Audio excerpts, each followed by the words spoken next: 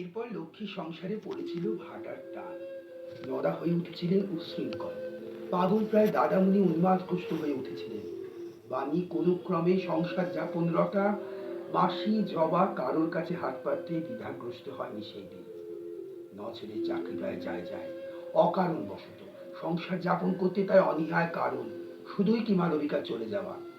জীবনের এই চরম দুর্দশায় মুখোমুখি বাণীর জীবনকে ওলট পালট করে দিয়েছিল সেদিন এক লহমার আঘাত।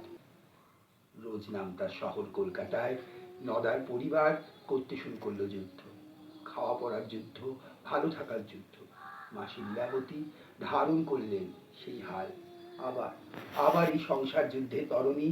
ঠিক তখনই অশোক দত্তের সেরিব্রাল স্ট্রোক।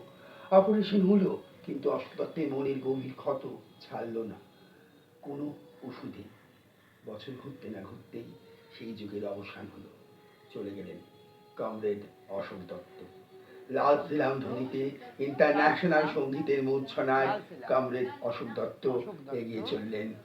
বাঁধন আলগা হতে শুরু করে দুষ্টু ভাইয়ের কাছের মানুষের। হতে হতে বজ্র সম হয়ে উঠতে। লাল সিলাম, লাল সিলাম, অশোক দত্ত, লাল সিলাম।